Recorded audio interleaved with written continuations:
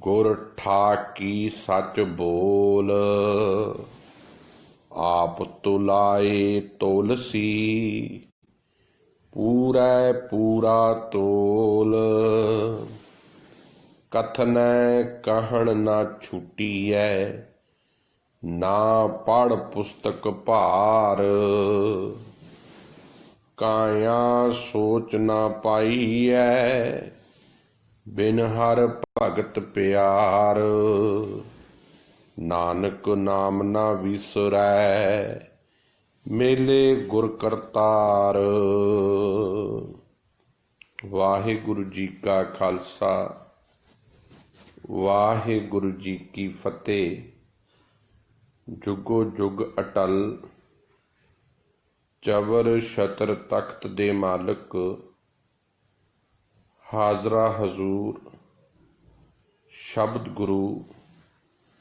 धन धन श्री गुरु ग्रंथ साहिब महाराज जी दी कोटान कोटान कृपा रहमत ते बख्शिश दे नाल जो हर रोज़ ग्लोबल गुरबाणी विचार व्हाट्सएप ग्रुप दे राहीं ते फेसबुक लाइव आडियो दे प्लेटफॉर्म दे राहीं जो लड़ीवार साहिब धन धन श्री गुरु ग्रंथ साहिब जी दी पावन कथा विचार चल रही है, जिस विच श्री राग दे हुण तक पहले 4-5 पदियां दे शब्द जिहड़े 100 गिणती दे ने उहदी विचार कर चुके हैं। उपरंत अष्टपदियां दी शुरुआत हुई है, जिहदे विच हुण तक अष्टपदियां दे विचों साहिब श्री गुरु नानक साहिब जी दे पावन शब्द जिन्हां दी विचार आपां हुण तक कर चुके हाँ। सो सतगुर दी बड़ी किरपा ते रहमत दे नाल गुरु जी कीआं संगतां दी असीस दे नाल कोशिश कर रहे हैं कि निरोल ते निरोल गुरबाणी दी विचार ही आप तक रखी जावे, क्योंकि सिख दा गुरु सिर्फ ते सिर्फ साहिब श्री गुरु ग्रंथ साहिब है ते असीं श्री गुरु ग्रंथ साहिब नूं ही समर्पित हाँ।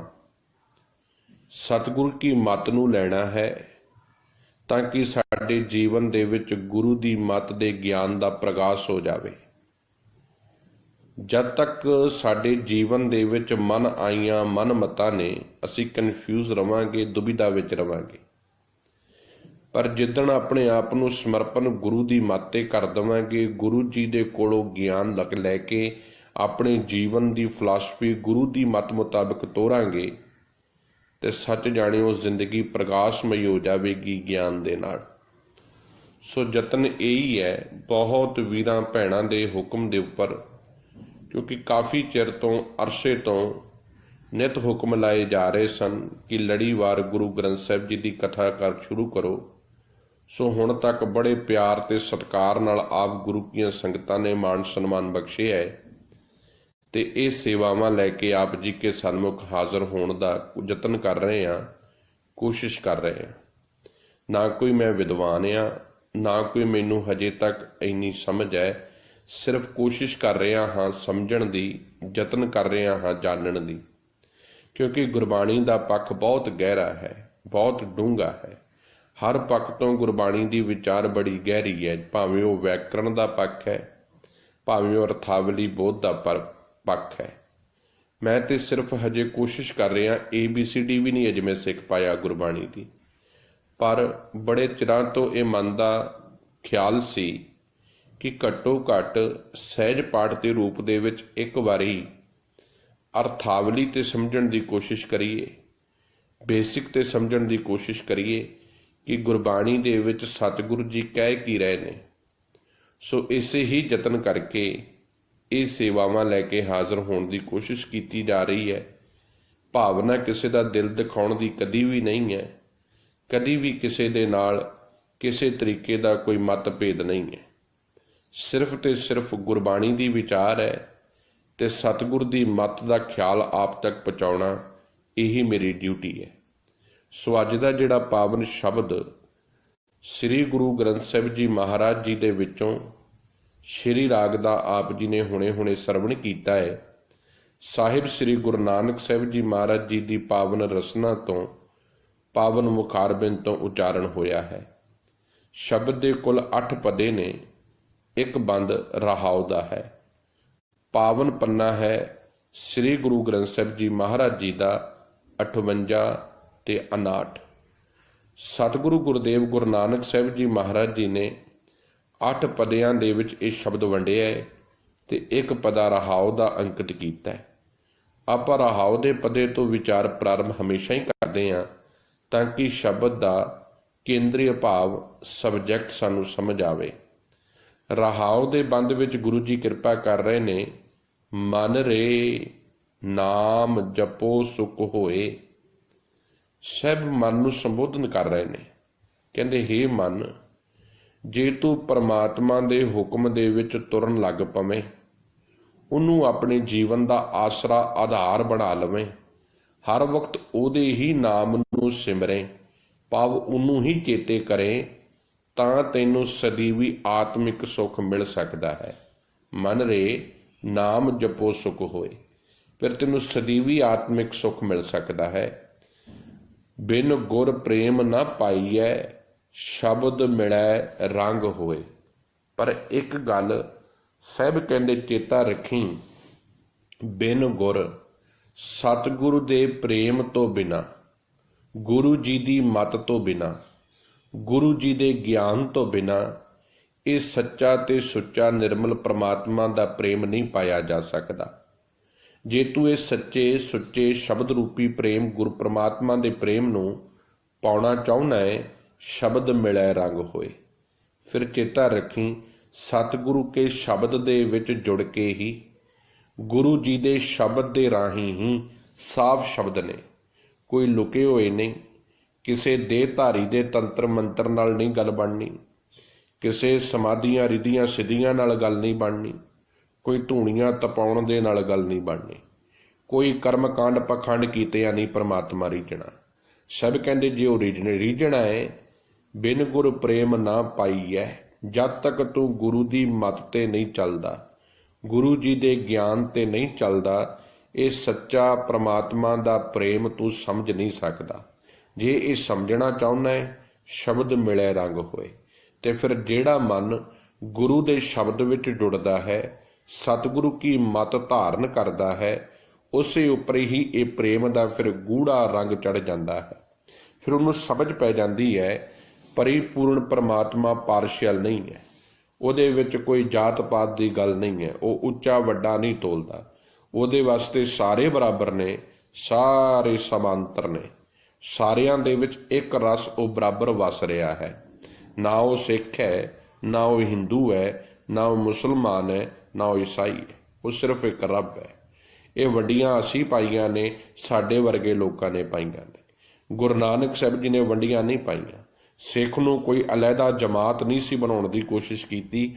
ਸਤਿਗੁਰੂ ਜੀ ਨੇ ਤਮਾਮ ਦੁਨੀਆ ਦੇ ਵਿੱਚੋਂ ਜੋ ਇੱਕ ਸਿੱਖਿਆਰਥੀ ਰੂਪ, ਮਾਨਵਤਾ ਦਾ ਰੂਪ ਦੁਨੀਆ ਦੇ ਸਾਹਮਣੇ ਰੱਖਿਆ, ਕਿਉਂਕਿ ਹਿੰਦੂ ਆਪਣੀ ਮਰਜ਼ੀ ਨਾਲ ਵੰਡ ਕੇ ਬੈਠਾ ਸੀ, ਮੁਸਲਮਾਨ ਆਪਣੀ ਮਰਜ਼ੀ ਨਾਲ ਵੰਡ ਰਿਹਾ ਸੀ। ਸਤਿਗੁਰੂ ਗੁਰਦੇਵ ਮਹਾਰਾਜ ਜੀ ਕਹਿੰਦੇ ਸਭ ਤੋਂ ਪਹਿਲਾਂ ਸਿੱਖ ਬਣੋ, ਸਿੱਖਿਆਰਥੀ ਬਣੋ, ਸਮਝੋ ਕਿ ਪ੍ਰਮਾਤਮਾ ਕੀ ਕਹਿ ਰਿਹਾ ਹੈ। ਇਸੇ ਕਰਕੇ ਪ੍ਰਮਾਤਮਾ ਦਾ ਇਨ ਬਿਨ ਰੂਪ, ਪ੍ਰਮਾਤਮਾ ਦੇ ਸਿਧਾਂਤਾਂ ਤੇ ਪਰਪੱਕਤਾ ਦਾ ਰੂਪ, ਪ੍ਰਮਾਤਮਾ ਦੇ ਐਨ ਹੁਕਮ ਦੇ ਉੱਪਰ ਚੱਲਣ ਵਾਲੀ ਜਿਹੜੀ ਸ਼ਖਸੀਅਤ ਹੈ, ਉਹਨੂੰ ਸਿੱਖ ਕਿਹਾ ਗਿਆ। ਤੇ ਜਿਹਦੇ ਵਿੱਚ ਕੋਈ ਮਿਲਾਵਟ ਨਹੀਂ, ਜਿਹਦੇ ਵਿੱਚ ਕੋਈ ਕਮੀ ਨਹੀਂ, ਜਿਹਦੇ ਵਿੱਚ ਕਿਸੇ ਤਰੀਕੇ ਦਾ ਕੋਈ ਧੋਖਾ, ਕੋਈ ਫਰੇਬ, ਕੋਈ ਕਿਸੇ ਤਰੀਕੇ ਦੀ ਮੈਲ ਨਹੀਂ, ਉਹਨੂੰ ਖਾਲਸਾ ਕਿਹਾ ਗਿਆ। ਹੁਣ ਪਰਿਭਾਸ਼ਾ ਨੂੰ ਆਪਣੇ ਜੀਵਨ ਤੇ ਲਾਗੂ ਕਰਕੇ ਦੇਖ ਲਈਏ ਕਿ ਅਸੀਂ ਖਾਲਸੇ ਅਖਵਾਉਣ ਦੇ ਲਾਇਕ ਹਾਂ। ਜੇ ਸਾਡੇ ਮਨਾਂ 'ਚ ਮੈਲ ਹੈ, ਸਾਡੇ ਮਨ ਮੈਲੇ ਨੇ, ਮਨਾਂ ਦੇ ਵਿੱਚ ਨਿਤ ਕ੍ਰੋਧ ਵਿਕਾਰ ਵਸ ਰਹੇ ਆ, ਫਿਰ ਮਾਫ ਕਰਨਾ, ਅਸੀਂ ਖਾਲਸੇ ਦੀ ਕੇਵਲ ਨੇਮ ਪਲੇਟ ਲਾਈ ਹੈ, ਖਾਲਸੇ ਵਾਲੇ ਗੁਣ ਕੋਈ ਨਹੀਂ। ਜੇ ਖਾਲਸੇ ਵਾਲੇ ਗੁਣ ਧਾਰਨ ਕਰਨੇ ਨੇ, ਸ਼ਬਦ ਮਿਲੇ ਰੰਗ ਹੋਏ। ਗੁਰੂ ਦੇ ਸ਼ਬਦ ਦੇ ਨਾਲ ਸਾਂਝ ਪਾਉਣੀ ਪਵੇਗੀ, ਗੁਰੂ ਸ਼ਬਦ ਮੁਤਾਬਕ ਮਨ ਨੂੰ ਤੋਰਨਾ ਪਵੇਗਾ। ਤੇ ਜਦੋਂ ਇਹ ਮਨ ਗੁਰੂ ਸ਼ਬਦ ਦੇ ਰੰਗ ਦੇ ਵਿੱਚ ਰੰਗ ਜਾਵੇਗਾ ਤੇ ਸ਼ੁਭ ਗੁਣ ਜੀਵਨ ਦੇ ਵਿੱਚ ਆਉਣ ਲੱਗ ਪੈਣਗੇ। ਇਹ ਰਾਹਾਉ ਦਾ ਬੰਦ ਹੈ ਅੱਜ ਦੇ ਪਾਵਨ ਸ਼ਬਦ ਦਾ। ਪਹਿਲਾ ਬੰਦ ਹੈ ਪਾਵਨ ਸ਼ਬਦ ਦਾ। ਸਾਹਿਬ ਜੀ ਕਿਰਪਾ ਕਰ ਰਹੇ ਸ਼੍ਰੀ ਰਾਗ ਮਹੱਲਾ ਪਹਿਲਾ।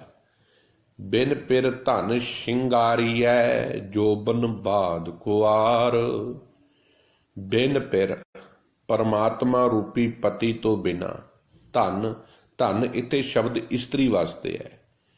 ਇਸਤਰੀ ਮਤਲਬ ਜੀਵ ਇਸਤਰੀ। ਇਹਦੇ ਵਿੱਚ ਸਾਡੇ ਸਾਰਿਆਂ ਦੀ ਗੱਲ ਕੀਤੀ ਗਈ ਹੈ। ਮੈਂ ਬਾਰ-ਬਾਰ ਕਹਿੰਦਾ, ਜਦੋਂ ਇਸਤਰੀ ਸ਼ਬਦ ਕੇਵਲ ਇੱਕ ਔਰਤ ਦਾ ਨਹੀਂ ਪ੍ਰਤੀਕ, ਇਹ ਸਮੁੱਚੀ ਤਮਾਮ ਮਨੁੱਖਤਾ ਦਾ ਪ੍ਰਤੀਕ ਹੈ। ਪਰਮਾਤਮਾ ਕੇਵਲ ਇੱਕ ਹੈ, ਪੁਰਸ਼ ਇੱਕ ਹੈ, ਅਸੀਂ ਸਾਰੀਆਂ ਉਹਦੀਆਂ ਜੀਵ ਇਸਤਰੀਆਂ ਹਾਂ। ਤੇ ਸਾਹਿਬ ਜੀ ਕਹਿੰਦੇ ਬਿਨ ਪਿਰ ਧਨ ਸ਼ਿੰਗਾਰੀਐ। ਸ਼ਿੰਗਾਰੀਏ ਦਾ ਅਰਥ ਹੈ ਜੇ ਸ਼ਿੰਗਾਰੀ ਜਾਏ, ਜੇ ਸ਼ਿੰਗਾਰ ਕਰੇ, ਜੇ ਗਹਿਣੇ ਆਦਿਕਾਂ ਦੇ ਨਾਲ ਆਪਣੇ ਆਪ ਨੂੰ ਸਜਾ ਲਵੇ। ਜੋਬਨ ਬਾਦ ਖੁਆਰ। ਜੋਬਨ ਦਾ ਅਰਥ ਹੈ ਜਵਾਨੀ, ਬਾਦ ਦਾ ਅਰਥ ਹੈ ਵਿਅਰਥ, ਖੁਆਰ ਦਾ ਅਰਥ ਹੈ ਦੁਖੀ। ਸਭ ਕਹਿੰਦੇ ਜੇ ਇਸਤਰੀ ਗਹਿਣਿਆਂ ਆਦਿਕ ਦੇ ਨਾਲ ਆਪਣੇ ਆਪ ਨੂੰ ਸਜਾ ਲਵੇ, ਨਿਤ ਖੂਬਸੂਰਤ ਗਹਿਣੇ ਪਹਿਨੇ, ਸ਼ਿੰਗਾਰ ਕਰੇ ਆਪਣੇ ਤਨ ਦਾ, ਪਰ ਉਹ ਆਪਣੇ ਪਤੀ ਪਰਮਾਤਮਾ ਨੂੰ, ਆਪਣੇ ਪਤੀ ਨੂੰ ਰਿਝਾ ਨਾ ਸਕੇ। ਜਿਵੇਂ ਅਸੀਂ ਬਾਹਰ ਦੇ ਕਰਮ ਕਾਂਡ ਕਰਕੇ ਕੋਸ਼ਿਸ਼ ਇਹ ਕਰਦੇ ਹਾਂ ਕਿ ਪਰਮਾਤਮਾ ਸ਼ਾਇਦ ਸਾਡੇ ਤੇ ਖੁਸ਼ ਹੋ ਜਾਵੇਗਾ। ਇਹ ਬਾਹਰ ਦੇ ਕਰਮ ਕਾਂਡ ਕਰਨੇ, ਇਹ ਧਾਰਮਿਕ ਰਸਮਾਂ ਨਿਭਾਉਣੀਆਂ, ਜੇ ਹਿਰਦੇ ਵਿੱਚ ਪਤੀ ਵਾਸਤੇ ਪ੍ਰੇਮ ਨਹੀਂ ਤੇ ਇਹ ਪਖੰਡੀ ਨੇ। ਇਹ ਉਵੇਂ ਹੀ ਆ ਜਿਵੇਂ ਇੱਕ ਔਰਤ ਸ਼ਿੰਗਾਰ ਤੇ ਕਰ ਰਹੀ ਹੈ ਪਰ ਉਹਦੇ ਚਿੱਤ, ਉਹਦੇ ਦਿਲ ਵਿੱਚ ਉਹਦਾ ਪਤੀ ਨਾ ਹੋਵੇ।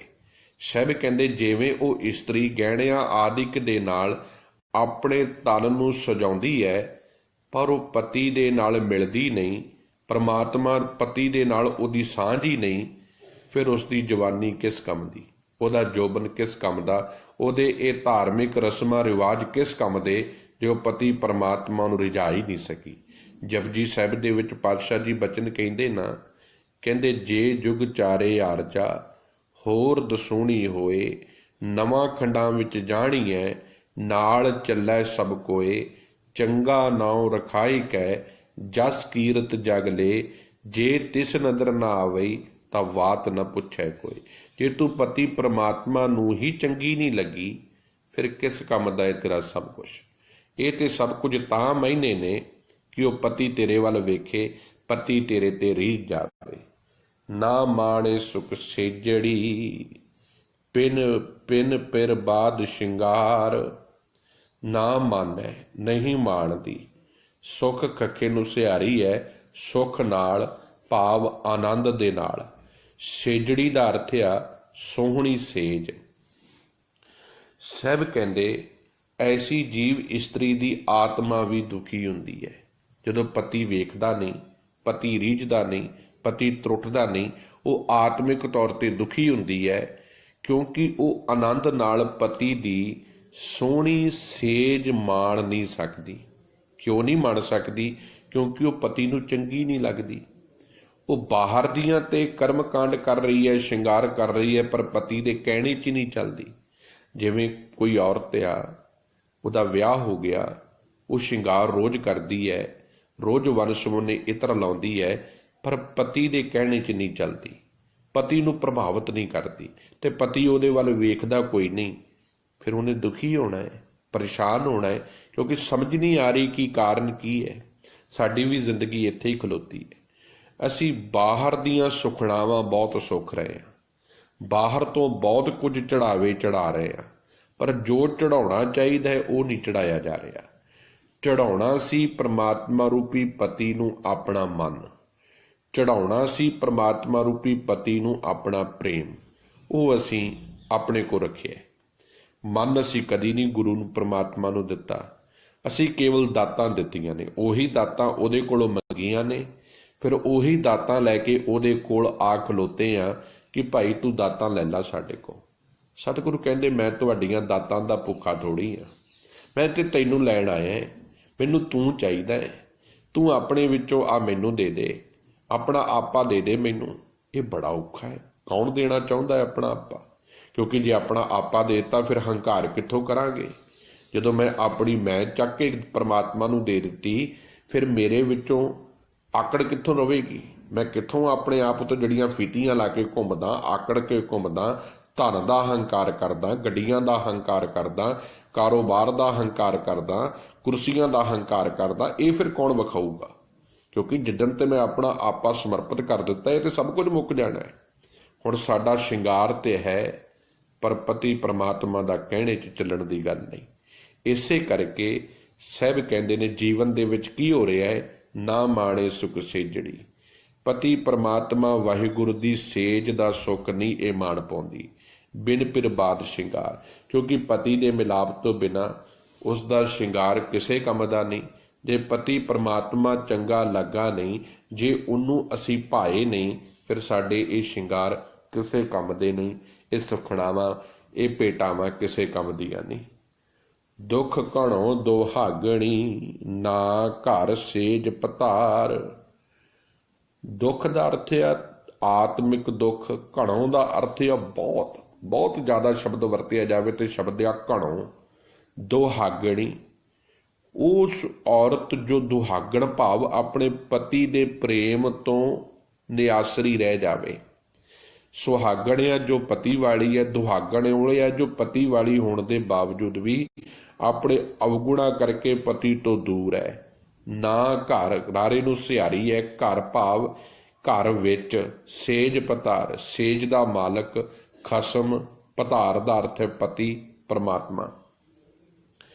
ਸਾਹਿਬ ਕਹਿੰਦੇ ਉਹ ਜਿਹੜੀ ਭਾਗਹੀਣ ਜੀਵ ਇਸਤਰੀ ਆ ਨਾ, ਜਿਹਦੇ ਵਿੱਚ ਅਵਗੁਣ ਵੜੇ ਪਏ ਨੇ, ਉਹ ਬਹੁਤ ਦੁੱਖ ਉਹਨੂੰ ਵਿਆਪਦਾ ਹੈ ਆਪਣੇ ਅਵਗੁਣਾ ਕਰਕੇ। ਦੁੱਖ ਘਣੋਂ ਦੁਹਾਗਣੀ, ਉਹਦਾ ਜੀਵਨ ਨਿਤ ਦੁੱਖਾਂ ਦੇ ਵਿੱਚ ਲੰਘਦਾ ਹੈ, ਨਿਤ ਤਸੀਹਿਆਂ 'ਚ ਲੰਘਦਾ ਹੈ, ਅੰਦਰੋਂ ਬਿਲਕਦੀ ਹੈ, ਪਰੇਸ਼ਾਨ ਹੁੰਦੀ ਹੈ, ਕਿਉਂਕਿ ਉਸ ਦੇ ਘਰ ਦੇ ਵਿੱਚ ਉਹਦੀ ਸੇਜ ਦਾ ਮਾਲਕ ਖਸਮ ਪਤੀ ਪ੍ਰਮਾਤਮਾ ਨਹੀਂ ਆਉਂਦਾ।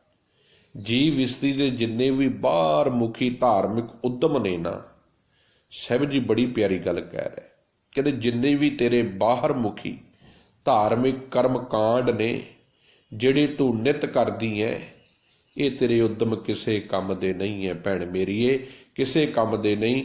ਕਿਉਂਕਿ ਤੇਰੇ ਹਿਰਦੇ ਰੂਪੀ ਸੇਜ ਦਾ ਮਾਲਕ ਤੇਰਾ ਪਤੀ ਨਹੀਂ ਹੈ। ਤੂੰ ਬਾਹਰ ਦੇ ਧਾਰਮਿਕ ਕਰਮ ਤੇ ਕਰ ਰਹੀ ਹੈ, ਭੇਖ ਤੇ ਬਣਾਏ ਨੇ, ਪਰ ਤੂੰ ਕਿਸੇ ਸੰਪਰਦਾ ਦੀ ਹੈ। ਤੂੰ ਕਿਸੇ ਜਾ ਕੇ ਡੇਰੇ ਤੇ ਮੱਥਾ ਟੇਕਦੀ ਹੈ, ਤੂੰ ਕੋਈ ਪੀਰ ਆਪਣਾ ਬਣਾਇਆ ਹੈ, ਕੋਈ ਕਬਰ ਤੇ ਮੱਥਾ ਟੇਕਦੀ ਹੈ, ਕੋਈ ਵੀਰਵਾਰ ਨੂੰ ਦੀਵਾ ਬਾਲ ਰਿਹਾ ਹੈ। ਆਦਿ ਇਹੋ ਜਿਹੇ ਬੇਅੰਤ ਰਸਮਾਂ ਰਿਵਾਜ ਤੇਰੇ ਜੀਵਨ ਵਿੱਚ ਕਰਮਕਾਂਡ ਚੱਲ ਰਿਹਾ। ਹਿਰਦਾ ਤੇ ਖਾਲੀ ਪਿਆ, ਹਿਰਦੇ ਵਿੱਚ ਤੇ ਇਹ ਵਿਕਾਰ ਕਰ ਕਰਕੇ ਬੈਠੇ ਨੇ, ਇਹ ਬਾਹਰ ਦੇ ਧਾਰਮਿਕ ਭਰਮ ਪਖੰਡ ਕਰਕੇ ਬੈਠੇ ਨੇ। ਪਰਮਾਤਮਾ ਨੂੰ ਕਿੱਥੇ ਵਸਾਵੇਂਗੀ? ਕਿਉਂਕਿ ਇਸ ਹਿਰਦੇ ਦੀ ਸੇਜ ਦਾ ਮਾਲਕ ਪਰਮਾਤਮਾ ਤੇਰੇ ਜੀਵਨ ਵਿੱਚ ਪ੍ਰਗਟ ਹੀ ਨਹੀਂ ਹੋ ਰਿਹਾ, ਤੈਨੂੰ ਉੱਤੇ ਭਰੋਸਾ ਹੀ ਨਹੀਂ ਹੈ, ਤੇ ਉੱਤੇ ਵਿਸ਼ਵਾਸ ਹੀ ਨਹੀਂ ਹੈ। ਤੂੰ ਜਿੱਧਰ ਨੂੰ ਕੋਈ ਕਹਿੰਦਾ ਹੈ ਤੂੰ ਉੱਧਰ ਨੂੰ ਮੂੰਹ ਚੱਕ ਕੇ ਤੁਰ ਪੈਂਦੀ ਹੈ। ਮਨੁੱਖ ਕਦੋਂ ਮੂੰਹ ਚੁੱਕ ਕੇ ਤੁਰਦਾ ਹੈ? ਸਾਡਾ ਭਰੋਸਾ ਨਹੀਂ, ਵਿਸ਼ਵਾਸ ਨਹੀਂ ਵੱਜਦਾ ਅਕਾਲ ਪੁਰਖ ਤੇ। ਕਿਸੇ ਨੇ ਆਖਿਆ ਉਹ ਫਲਾਣੇ ਮਹਾਂਪੁਰਖ ਜਿਹੜੇ ਨੇ ਨਾ, ਉਹ ਬੜੇ ਚੜ੍ਹਦੀ ਕਲਾ ਵਾਲੇ ਨੇ, ਉਹ ਬੜੀ ਬਰਕਤ ਆ ਜੀ, ਉੱਥੇ ਅਖੰਡ ਪਾਠ ਰਖਾਇਆ, ਸਾਡੀਆਂ ਸੁੱਖਾਂ ਪੂਰੀਆਂ ਹੋ ਜਾਂਦੀਆਂ, ਅਸੀਂ ਉਧਰ ਨੂੰ ਤੁਰ ਪਏ। ਕੋਈ ਕਹਿੰਦਾ ਜੀ ਜਹਾਜ਼ ਚੜ੍ਹਾਇਆ ਸੁੱਖ ਮਿਲ ਜਾਂਦੀ, ਅਸੀਂ ਉਧਰ ਨੂੰ ਤੁਰ ਪਏ। ਕੋਈ ਕਹਿੰਦਾ ਕਿਸੇ ਰੁੱਖ ਦੇ ਉੱਪਰ ਧਾਗਾ ਬੰਨਿਆ ਸਾਡੀ ਖੁਸ਼ੀ ਮਿਲ ਜਾਂਦੀ, ਅਸੀਂ ਉਧਰ ਨੂੰ ਤੁਰ ਪਏ। ਕਿਸੇ ਨੇ ਕਹਿ ਦਿੱਤਾ ਹਰਿਮੰਦਰ ਸਾਹਿਬ ਦੇ ਵਿੱਚ ਜਿਹੜੀ ਬੇਰੀ ਆ ਨਾ, ਉੱਥੇ ਸੁੱਖ ਮੰਗਿਆ ਸਭ ਕੁਝ ਮਿਲ ਜਾਂਦਾ। ਸਤਿਗੁਰੂ ਹਾਜ਼ਰ ਨਾਜ਼ਰ ਉੱਥੇ ਬੈਠਾ ਹੈ, ਉਹਦੇ ਨਾਲ ਪ੍ਰੇਮ ਨਹੀਂ ਸਾਡਾ। ਮਾਫ ਕਰਨਾ, ਇਹ ਹਕੀਕੀ ਸੱਚ ਜੇ। ਕਿਉਂਕਿ ਸਾਡੀ ਜ਼ਿੰਦਗੀ ਵਿੱਚ ਪਰਮਾਤਮਾ ਨਾਲੋਂ ਆਹ ਚੀਜ਼ਾਂ ਜ਼ਿਆਦੀਆਂ ਘਰ ਕਰ ਰਹੀਆਂ ਨੇ, ਜਿਹਦੇ ਕਰਕੇ ਅਸੀਂ ਆਤਮਿਕ ਤੌਰ ਤੇ ਦੁਖੀ ਹਾਂ। ਸਾਡਾ ਹਿਰਦਾ ਖਾਲੀ ਪਿਆ ਹੈ। ਮਨ ਰੇ ਨਾਮ ਜਪੋ ਸੁਖ ਹੋਏ। ਹੇ ਮੇਰੇ ਮਨ, ਸੱਚ ਜਾਣੀ ਪ੍ਰਮਾਤਮਾ ਦੇ ਨਾਲ ਜੁੜ ਕੇ ਹੀ ਆਤਮਿਕ ਸੁੱਖ ਮਿਲ ਸਕਦਾ ਹੈ। ਉਹਦੇ ਨਾਲ ਜੁੜਿਆ, ਉਹਨੂੰ ਮਨ ਵਿੱਚ ਵਸਾਇਆ ਹੀ ਸੁੱਖ ਮਿਲ ਸਕਦਾ ਹੈ। ਬਿਨ ਗੁਰ ਪ੍ਰੇਮ ਨ ਪਾਈ ਹੈ। ਤੇ ਇਹ ਵੀ ਇੱਕ ਗੱਲ ਚੇਤੇ ਰੱਖੀ, ਤੇਰੇ ਤੇ ਤੇਰੇ ਵਿੱਚ, ਪ੍ਰਮਾਤਮਾ ਦੇ ਵਿੱਚ ਤੇ ਤੇਰੇ ਵਿੱਚ ਜਿਹੜਾ ਵਿਚੋਲਾ ਵਾ ਨਾ, ਉਹ ਗੁਰੂ ਹੈ, ਗੁਰਬਾਣੀ ਹੈ, ਗੁਰੂ ਸ਼ਬਦ ਹੈ, ਗੁਰੂ ਗ੍ਰੰਥ ਸਾਹਿਬ ਹੈ। ਤੇ ਜਦ ਤੱਕ ਤੂੰ ਸਤਿਗੁਰੂ ਦੀ ਮੱਤ ਤੇ ਚੱਲ ਕੇ ਗੁਰੂ ਦੇ ਪ੍ਰੇਮ ਨੂੰ ਜੀਵਨ ਵਿੱਚ ਨਹੀਂ ਪਾਉਂਦੀ, ਤਦ ਤੱਕ ਪਰਮਾਤਮਾ ਦੀ ਤੈਨੂੰ ਸਮਝ ਨਹੀਂ ਆ ਸਕਦੀ। ਜੇ ਤੂੰ ਉਸ ਸੱਚੇ ਨਿਰੰਕਾਰ ਰੂਪੀ ਪਤੀ ਨੂੰ ਸਮਝਣਾ ਚਾਹੁੰਦੀ ਹੈ, ਸ਼ਬਦ ਮਿਲੇ ਰੰਗ ਹੋਏ। ਫਿਰ ਸ਼ਬਦ ਦੇ ਵਿੱਚ ਤੁਰਿਆ ਗੁਰੂ ਜੀ ਦੀ ਮੱਤ ਨੂੰ ਫਾਲੋ ਕੀਤਿਆਂ ਹੀ ਇਹ ਸੱਚ ਦਾ ਰੰਗ ਤੈਨੂੰ ਮਿਲ ਸਕਦਾ ਹੈ। ਤੂੰ ਸੱਚੇ ਪ੍ਰਮਾਤਮਾ ਦੇ ਪ੍ਰੇਮ ਰੂਪੀ ਰੰਗ ਦੇ ਵਿੱਚ ਰੰਗ ਸਕਦੀ ਹੈ। ਰਹਾਓ। ਗੁਰ ਸੇਵਾ ਸੁਖ ਪਾਈਐ, ਹਰ ਵਰ ਸਹਿਜ ਸ਼ਿੰਗਾਰ। ਗੁਰ ਸੇਵਾ, ਗੁਰੂ ਦੀ ਦੱਸੀ ਹੋਈ ਸੇਵਾ। ਹੁਣ ਗੁਰੂ ਦੀ ਦੱਸੀ ਹੋਈ ਸੇਵਾ ਕੀ ਹੈ? ਗੁਰੂ ਦੀ ਮੱਤ 'ਤੇ ਚੱਲਣਾ, ਪ੍ਰਮਾਤਮਾ ਦੇ ਗੁਣਾਂ ਨੂੰ ਜੀਵਨ ਵਿੱਚ ਵਸਾਉਣਾ। ਕਿਉਂਕਿ ਗੁਰੂ ਜੀ ਦੀ ਇਸ ਸੇਵਾ ਦੀ ਬਰਕਤ ਨਾਲ ਹੀ ਸੁਖ ਪਾਈ ਹੈ, ਆਤਮਿਕ ਆਨੰਦ, ਚੜ੍ਹਦੀ ਕਲਾ ਤੇ ਜੀਵਨ ਦੇ ਵਿੱਚ ਆਤਮਿਕ ਸੁੱਖ ਮਿਲਦਾ ਹੈ। ਹਰ ਵਾਰ ਸਹਿਜ ਸ਼ਿੰਗਾਰ, ਤੇ ਜੀਵ ਇਸਤਰੀ ਨੂੰ ਪਤੀ ਪ੍ਰਮਾਤਮਾ ਵਾਹਿਗੁਰੂ ਉਸ ਦੇ ਹਿਰਦੇ ਰੂਪੀ ਘਰ ਦੇ ਵਿੱਚ ਹੀ ਮਿਲ ਜਾਂਦਾ ਹੈ ਤੇ ਉਹਦੇ ਜੀਵਨ ਦਾ ਸੱਚ ਦਾ ਸ਼ਿੰਗਾਰ ਪ੍ਰਮਾਤਮਾ ਦੇ ਘਰ ਵਿੱਚ ਮਕਬੂਲ ਹੋ ਜਾਂਦਾ ਹੈ, ਪ੍ਰਮਾਤਮਾ ਦੇ ਘਰ ਦੇ ਵਿੱਚ ਪ੍ਰਵਾਨ ਹੋ ਜਾਂਦਾ ਹੈ। ਕਿਉਂਕਿ ਉਹਦੇ ਹਿਰਦੇ ਦੇ ਵਿੱਚ ਸੱਚ ਤੇ ਜਿਹੜੇ ਸਹਿਜ ਦਾ ਸ਼ਿੰਗਾਰ ਆ ਨਾ, ਉਹ ਪ੍ਰਮਾਤਮਾ ਨੂੰ ਪ੍ਰਭਾਵਿਤ ਕਰਦਾ ਹੈ।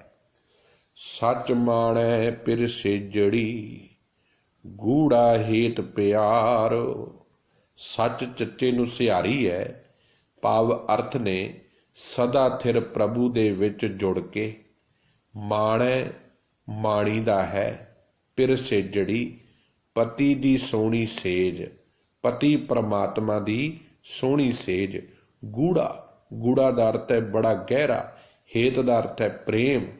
ਸਭ ਕਹਿੰਦੇ ਉਹ ਜਿਹੜੀ ਜੀਵ ਇਸਤਰੀ ਫਿਰ ਪ੍ਰਭੂ ਪਤੀ ਪ੍ਰਮਾਤਮਾ ਦੀ ਸੋਹਣੀ ਸੇਜ ਮਾਣਦੀ ਆ ਨਾ, ਇਹ ਉਹੀ ਮਾਣਦੀ ਹੈ ਜੋ ਸਦਾ ਥਿਰ ਰਹਿਣ ਵਾਲੇ ਪਤੀ ਪ੍ਰਮਾਤਮਾ ਦੇ ਪ੍ਰੇਮ ਦੇ ਵਿੱਚ ਜੁੜਦੀ ਹੈ।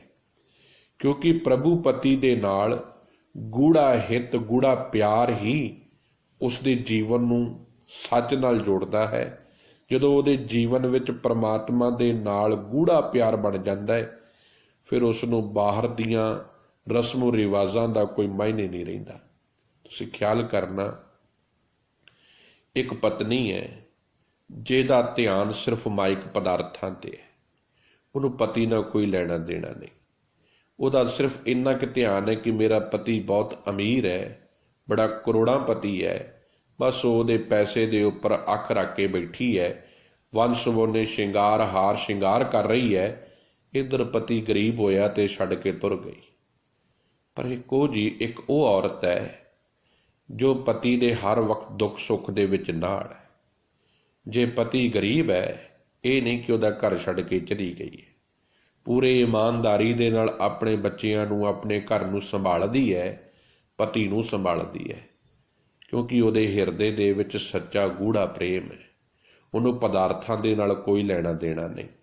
ਐਸੀਆਂ ਔਰਤਾਂ ਘਰ ਨੂੰ ਸਵਰਗ ਬਣਾਉਂਦੀਆਂ ਨੇ, ਐਸੀਆਂ ਔਰਤਾਂ ਘਰ ਦੇ ਵਿੱਚ ਬਰਕਤਾਂ ਲੈ ਆਉਂਦੀਆਂ ਨੇ, ਐਸੀਆਂ ਔਰਤਾਂ ਘਰ ਨੂੰ ਆਨੰਦਿਤ ਬਣਾ ਦਿੰਦੀਆਂ ਨੇ।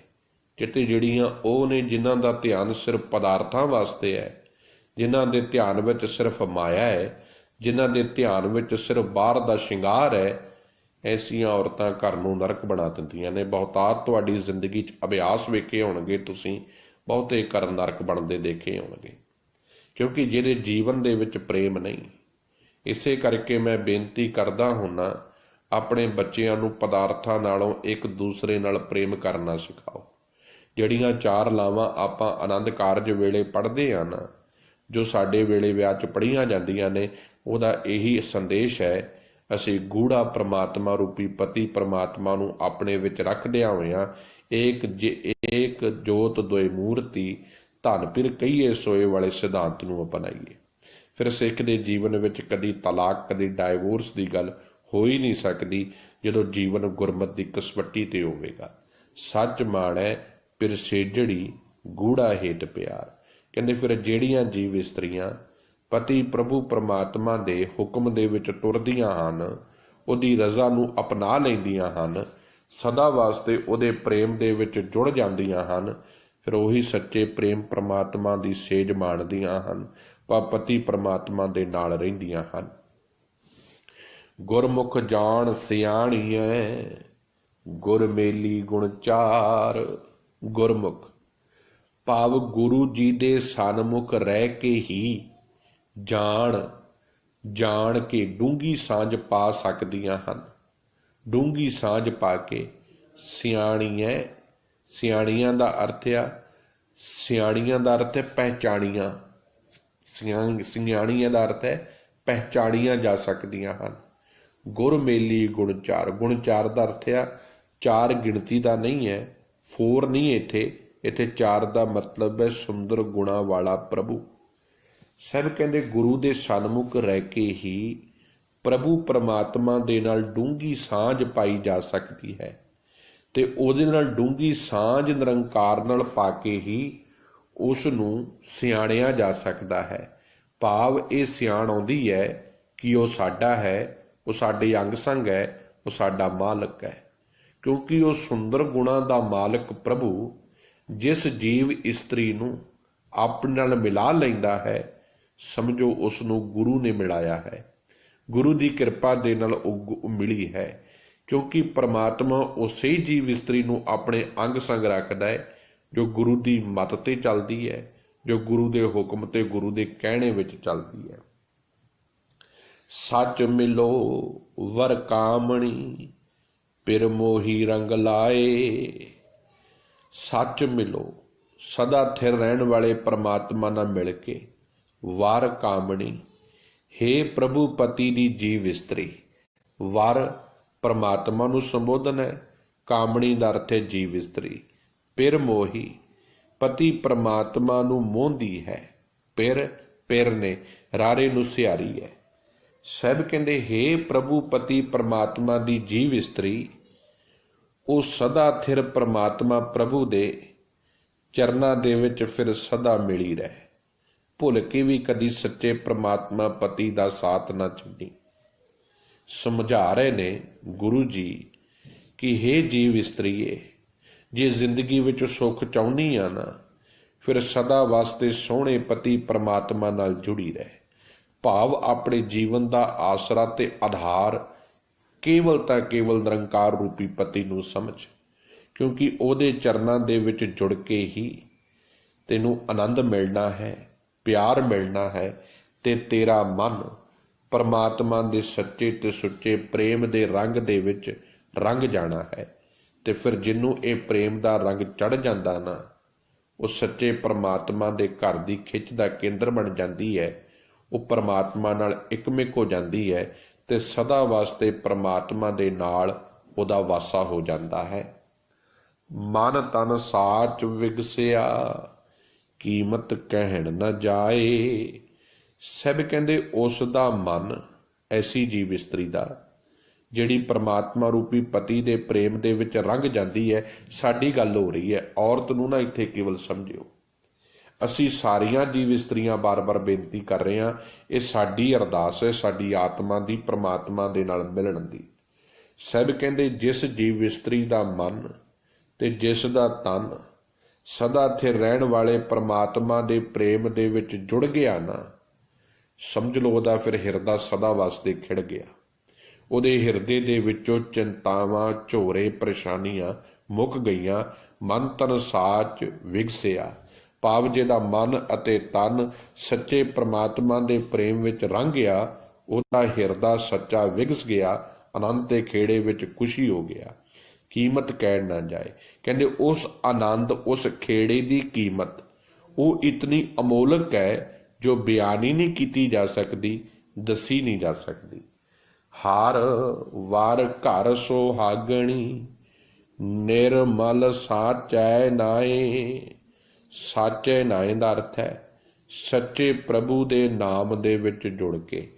ਹਰ ਵਾਰ ਪਰਮਾਤਮਾ ਰੂਪੀ ਪਤੀ ਘਰ, ਪਰਮਾਤਮਾ ਰੂਪੀ ਘਰ ਦੇ ਵਿੱਚ ਸੁਹਾਗਣੀ, ਸੁਹਾਗ ਵਾਲੀ ਜੀਵ ਇਸਤਰੀ, ਨਿਰਮਲ ਸਾਚੇ ਨਾਏ, ਜਿਹਨੇ ਆਪਣੇ ਮਨ ਨੂੰ ਮੈਲ ਤੋਂ ਰਹਿਤ ਨਿਰਮਲ ਕਰ ਲਿਆ ਹੈ। ਕਿਹਦੇ ਨਾਲ? ਸੱਚੇ ਪਰਮਾਤਮਾ ਦੇ ਪ੍ਰੇਮ ਦੇ ਨਾਲ, ਉਹਦੇ ਨਾਮ ਦੇ ਨਾਲ। ਸਾਹਿਬ ਕਹਿੰਦੇ ਉਹ ਸੁਹਾਗ ਜੀਵ ਇਸਤਰੀ ਭਾਗਾਂ ਵਾਲੀ ਹੈ ਜਿਸ ਨੇ ਸਦਾ ਥਿਰ ਰਹਿਣ ਵਾਲੇ ਪਰਿਪੂਰਨ ਪਰਮਾਤਮਾ ਦੇ ਹੁਕਮ ਦੇ ਵਿੱਚ ਜੁੜ ਕੇ ਆਪਣੀ ਆਤਮਾ ਨੂੰ ਨਿਰਮਲ ਕਰ ਲਿਆ ਹੈ, ਪਵਿੱਤਰ ਕਰ ਲਿਆ ਹੈ, ਤੇ ਪ੍ਰਮਾਤਮਾ ਪਤੀ ਨੂੰ ਆਪਣੇ ਹਿਰਦੇ ਘਰ ਦੇ ਵਿੱਚੋਂ ਲੱਭ ਲਿਆ ਹੈ ਤੇ ਸਦਾ ਵਾਸਤੇ ਉਹਦੇ ਨਾਲ ਹੁਣ ਉਹਦੇ ਪ੍ਰੇਮ ਦੇ ਵਿੱਚ ਰੰਗੀ ਰਹਿੰਦੀ ਹੈ। ਮਨ ਮਹਿ ਮਨੁਆ ਜੇ ਮਰੈ ਤਾਂ ਫਿਰ ਰਾਵੈ ਨਾਰ। ਮਨੁਆ ਦਾ ਅਰਥ ਹੈ ਭੁੱਲੜ ਮਨ। ਜੇ ਮਰ ਜਾਵੇ, ਰਾਵੈ ਨਾਰ, ਫਿਰ ਪਿਆਰ ਰੂਪੀ, ਰਾਵੇ ਦਾ ਅਰਥ ਹੈ ਪਿਆਰ ਕਰਦਾ ਹੈ, ਪਿਆਰ ਵਿੱਚ ਰੰਗਿਆ ਰਹਿੰਦਾ ਹੈ। ਮਨ ਮੈਂ ਮਨੁਆ ਜੇ ਮਰੈ, ਸਭ ਕਹਿੰਦੇ ਜੇ ਇਹ ਜੀਵ ਇਸਤਰੀ ਥੋੜਾ ਜਿਹਾ ਵਿਸ਼ਵਾਸ ਪ੍ਰਮਾਤਮਾ ਤੇ ਕਰੇ, ਉਹਦੇ ਨਾਲ ਜੀਵਨ ਦੀ ਸਾਂਝ ਪਾ ਲਵੇ ਤੇ ਆਪਣੇ ਮਨ ਨੂੰ ਪ੍ਰਭੂ ਪਤੀ ਦੇ ਵਿਸ਼ਾਲ ਮਨ ਵਿੱਚ, ਪ੍ਰਮਾਤਮਾ ਰੂਪੀ ਪਤੀ ਦੇ ਵਿਸ਼ਾਲ ਗੁਣਾਂ ਦੇ ਵਿੱਚ ਜੋੜ ਲਵੇ, ਪ੍ਰਮਾਤਮਾ ਦੇ ਨਾਲ ਆਪਣੇ ਮਨ ਨੂੰ ਸਥਿਰ ਕਰ ਲਵੇ। ਇਹ ਬੜਾ ਔਖਾ ਜੀ, ਸਭ ਸੌਖਾ ਹੈ, ਪਰ ਮਨ ਨੂੰ ਜੋੜਨਾ ਨਿਰੰਕਾਰ ਦੇ ਗੁਣਾਂ ਨਾਲ ਔਖਾ ਹੈ। ਇਹ ਜੁੜਦਾ ਨਹੀਂ, ਕਿਉਂਕਿ ਮਨ ਦਾ ਸੁਭਾਅ ਗੰਦਗੀ ਹੈ। ਇਹ ਬਾਰ-ਬਾਰ ਡਿੱਗਦਾ ਹੈ, ਬਾਰ-ਬਾਰ ਡੋਲਦਾ ਹੈ, ਬਾਰ-ਬਾਰ ਭਟਕਦਾ ਹੈ, ਪਰ ਹਿੰਮਤ ਨਹੀਂ ਹਾਰਨੀ। ਜਿਵੇਂ ਅਸੀਂ ਛੋਟੇ ਬੱਚੇ ਨੂੰ ਬਾਰ-ਬਾਰ ਸਮਝਾਉਂਦੇ ਆ ਨਾ, ਉਹਨੂੰ ਸਿੱਧੇ ਰਾਹ ਪਾਉਂਦੇ ਆ, ਇਵੇਂ ਇਸ ਮਨ ਨੂੰ ਬਾਰ-ਬਾਰ ਸਮਝਾਉਣਾ ਹੈ ਤਾਂ ਕਿ ਇਹ ਗੁਰੂ ਦੇ ਸ਼ਬਦ ਵਿੱਚ ਮਰ ਜਾਵੇ, ਇਹਦੇ ਵਿੱਚੋਂ ਵਿਕਾਰ ਮੁੱਕ ਜਾਣ। ਤਾਂ ਫਿਰ ਰਾਵੇ ਨਾਰ, ਤਾਂ ਪਤੀ ਪ੍ਰਮਾਤਮਾ ਰੂਪੀ ਵਾਹਿਗੁਰੂ ਦੇ ਘਰ ਦੇ ਵਿੱਚ ਇਹ ਜੀਵ ਇਸਤਰੀ ਨੂੰ ਪਿਆਰ ਮਿਲਦਾ ਹੈ, ਸਾਂਝ ਮਿਲਦੀ ਹੈ। ਫਿਰ ਕੈਸਾ ਜੀਵਨ ਬਣ ਜਾਂਦਾ ਹੈ।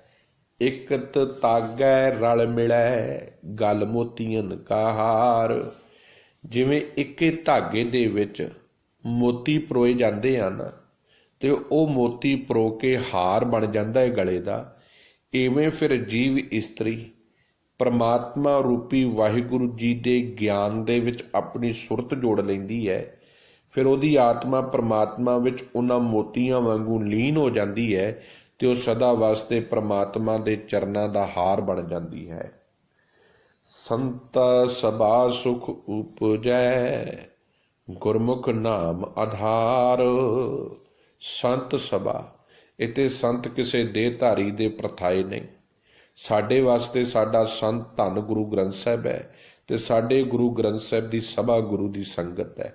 ਜਿਹੜੀ ਰੋਜ਼ ਆਪਾਂ ਗੁਰਦੁਆਰੇ ਗੁਰੂ ਘਰ ਜਾ ਕੇ ਸੰਗਤ ਵਿੱਚ ਬਹਿੰਦੇ ਆ, ਉਹ ਸਤਿਗੁਰੂ ਸਾਡਾ ਸੰਤ ਹੈ ਤੇ ਉਹਦੀ ਸੰਗਤ ਸਾਡੇ ਵਾਸਤੇ ਸਭਾ ਹੈ। ਸਤਿਗੁਰੂ ਕੀ ਸੰਗਤ ਵਿੱਚ ਬੈਠਿਆਂ, ਗੁਰੂ ਦੇ ਸ਼ਬਦ ਦੀ ਵਿਚਾਰ ਕੀਤਿਆਂ ਸੁਖ ਉਪਜੈ, ਆਤਮਿਕ ਸੁਖ ਜੀਵਨ ਵਿੱਚ ਮਿਲਦਾ ਹੈ। ਗੁਰਮੁਖ ਨਾਮ ਆਧਾਰ, ਤੇ ਗੁਰੂ ਜੀ ਦੀ ਸ਼ਰਨ ਵਿੱਚ ਪੈ ਕੇ ਗੁਰੂ ਦੇ ਮਤ ਰਾਹੀਂ ਪਰਮਾਤਮਾ ਦਾ ਹੁਕਮ ਜੀਵਨ ਦਾ ਆਸਰਾ, ਜੀਵਨ ਦਾ ਸਹਾਰਾ, ਜੀਵਨ ਦਾ ਆਧਾਰ ਬਣ ਜਾਂਦਾ ਹੈ।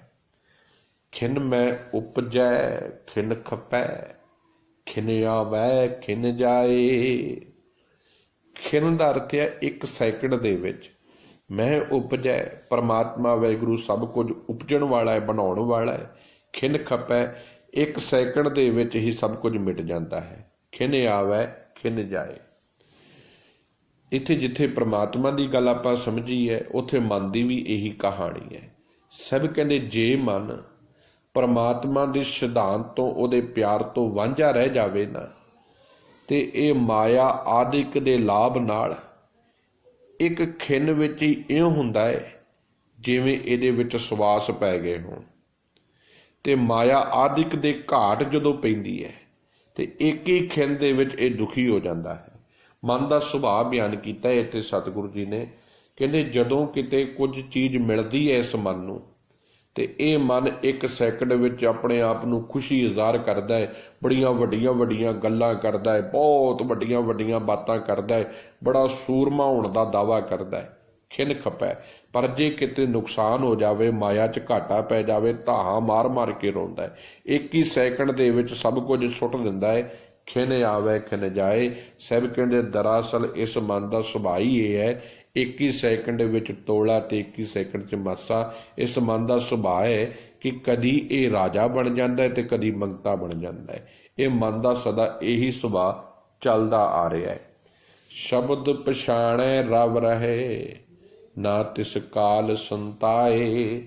ਪਰ ਜਿਹੜੇ ਮਨੁੱਖ ਗੁਰੂ ਦੇ ਸ਼ਬਦ ਦੇ ਨਾਲ ਸਾਂਝ ਪਾ ਲੈਂਦੇ ਹਨ, ਗੁਰੂ ਦੇ ਸ਼ਬਦ ਵਿੱਚ ਜੁੜ ਜਾਂਦੇ ਹਨ, ਰਵ ਰਹੇ, ਗੁਰੂ ਦੇ ਸ਼ਬਦ ਵਿੱਚ ਟਿਕ ਜਾਂਦੇ ਹਨ।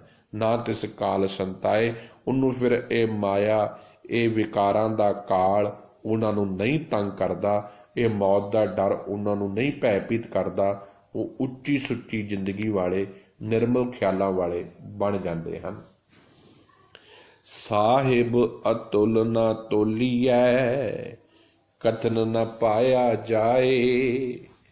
ਜਿਹੜਾ ਸੱਚਾ ਸਾਹਿਬ ਅਕਾਲ ਪੁਰਖ ਪ੍ਰਮਾਤਮਾ ਹੈ ਨਾ, ਸਾਹਿਬ ਕਹਿੰਦੇ ਉਹ ਕਿਸੇ ਵੀ ਤਰੀਕੇ ਨਾਲ ਉਹ ਐਸੀ ਹਸਤੀ ਹੈ ਜੋ ਤੋਲਿਆ ਨਹੀਂ ਜਾ ਸਕਦਾ।